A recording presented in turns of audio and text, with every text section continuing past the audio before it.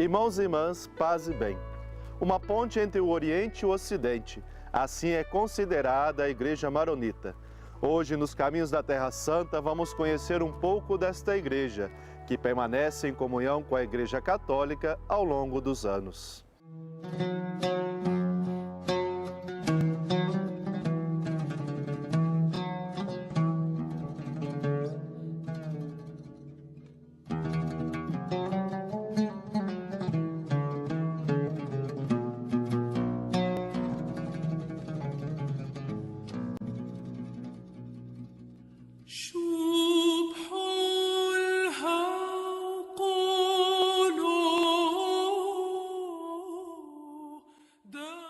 1600 anos de fidelidade à tradição apostólica do cristianismo das origens. Fundada por volta do ano de 400, a Igreja Maronita se destaca por ser a única igreja oriental que permaneceu em plena comunhão com a Igreja Católica Romana ao longo dos séculos, sem nenhuma divisão ou cisma.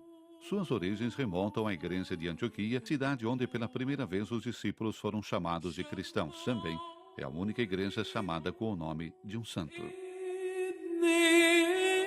São mais de 10 milhões os maronitas no mundo. Já na Terra Santa são cerca de 11 mil pessoas. Eles habitam as regiões médio-orientais da época em que viveu São Maron, de quem, fala-se, eles receberam o nome. Ainda que pertence à Igreja Católica, a Igreja Maronita preservou suas peculiaridades. Antes de mais nada, um rito e uma liturgia específicos de matriz oriental, descendentes da tradição sírio-antioquena, que preservou de modo melhor a língua e os hábitos da primeira comunidade apostólica. Parte da liturgia se realiza ainda hoje na mesma língua falada por Jesus, além do árabe.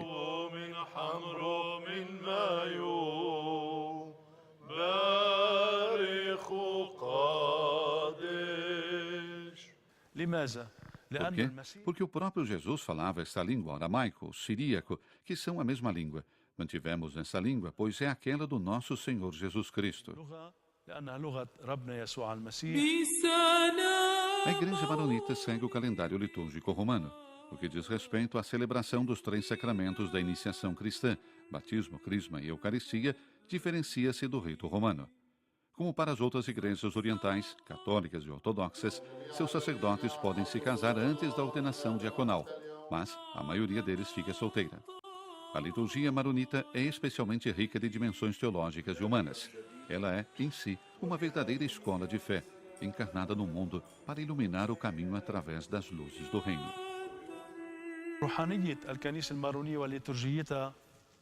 A espiritualidade e a liturgia da Igreja Maronita pertencem à tradição siríaco-antioquena. Há similitudes entre nós e a Igreja Caldeia e há outras com a Igreja Siríaca. Por isso, o título dos nossos livros das orações é Igreja Siríaca Maronita.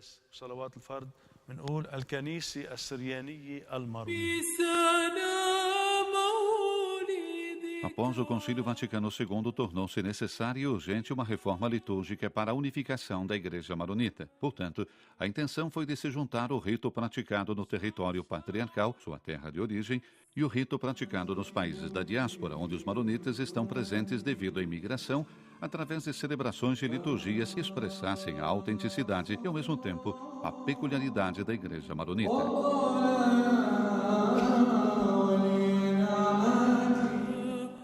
Esse movimento de renovação procurou recuperar a pureza da tradição antioquena, acabando com os fluxos exteriores penetrados ao longo dos séculos. O missal odierno guarda 9 das 62 antigas anáforas, ou seja, as diferentes versões do rito eucarístico, ligadas em parte aos nomes dos 12 apóstolos: Mar, ou São Pedro, Mar Tiago, Mar João, além dos nomes de São Marcos, Papa Sisto, São João Crisóstomo, São João Maron e São Pedro Xará. Mantivemos nossa tradição litúrgica, a tradição siríaca, e por efeito das mudanças dedicadas após o Concílio Vaticano II, a Igreja Maronita renovou seu missal, os livros de oração e todos os ritos e sacramentos. É por isso que uma comissão litúrgica liderada pelo bispo atua renovando continuamente para devolvê-la novamente às raízes, para que fique sempre atualizada no tempo e poder assim ajudar os fiéis a rezar, compreender e viver as orações em árabe.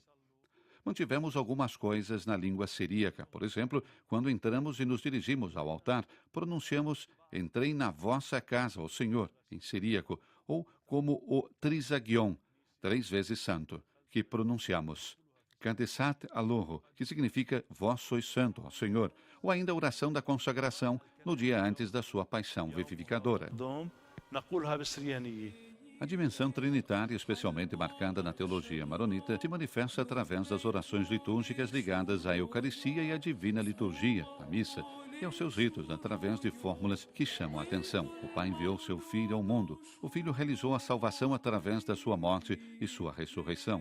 O Espírito Santo completou e completa todos os sacramentos e é a marca do seu selo divino.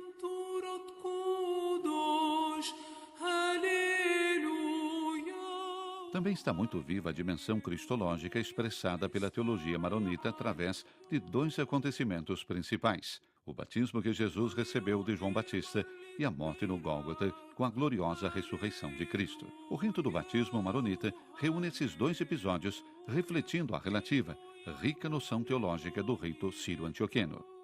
A dimensão escatológica, por sua vez, se externa em todas as celebrações e nos textos litúrgicos maronitas, entre eles os textos sobre a Eucaristia, o corpo de Cristo, a ressurreição e a vida nova. Os textos litúrgicos narram ainda as diferentes provações que a Igreja maronita teve que enfrentar na sua história, marcada pelo sofrimento e a perseguição, o perdão e a remissão dos pecados e ainda o desafio da unidade. A celebração litúrgica é um diálogo entre o celebrante e os fiéis, manifestando assim a unidade do povo de Deus e a união entre o céu e a terra. A liturgia maronita é a expressão de uma peculiar, magnífica espiritualidade para o homem, posta em prática na experiência concreta de vida e através de seu caminho de fé. Caracteriza-se ainda pela sua dimensão humana antropológica, através dos textos, dos símbolos e até mesmo da arquitetura. São Marón foi um asceta sírio falecido em 410, sobre cujo túmulo, no rio Orontes, foram fundados um santuário e um mosteiro, berço da comunidade. São Marón deixou Antioquia no final do século IV, antes do Concílio de Calcedônia, realizado em 451, que marcou a primeira grande divisão da Igreja cristã. Alguns que foram definidos não calcedônios escolheram ser contra o concílio e outros escolheram ser fiéis ao concílio, como nós maronitas. E foi justamente esse o motivo que levou São Marón a se estabelecer nas colinas, inspirando seguidores que, aos poucos, foram formando o primeiro núcleo da Igreja maronita. Após sua morte, seus discípulos prosseguiram sua missão, recebendo o apelido de filhos ou discípulos de São Marón, ou de Casa de Marón, até serem perseguidos pelos cristãos monofisitas que haviam se separado dos cristãos bizantinos e latinos no Concílio de Calcedônia no século VI e depois pelos muçulmanos entre os séculos VII e VIII. A pertença à Calcedônia sempre será um dos elementos de identidade da Igreja maronita.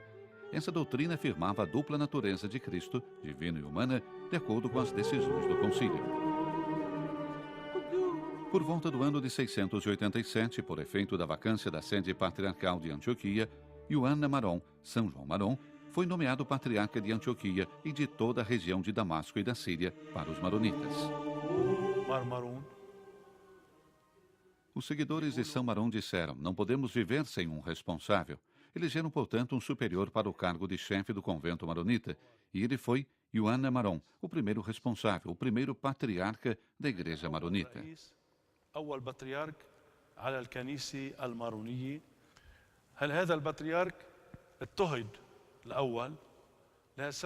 Esse patriarca foi perseguido e, por este motivo, deixou a Síria e chegou às montanhas do Líbano. السورية حاليا مثل الشعب وأتى إلى جبال لبنان. Para fugirem da ameaça muçulmana árabe por volta do final do século IX, os maronitas se refugiaram de modo maciço nas montanhas do Líbano, começando assim a se espalharem pela região inteira. Durante 400 anos residiram no Vale de Cadiça, onde os patriarcas viviam nas cavernas com a comunidade, em áreas montanhosas, onde ninguém poderia alcançá-los. Coração e mente abertos à obra do Espírito Santo e atentos à inspiração divina. Assim devem viver os cristãos em busca da unidade. Na próxima semana vamos conhecer um pouco mais a Igreja maronita. Até lá!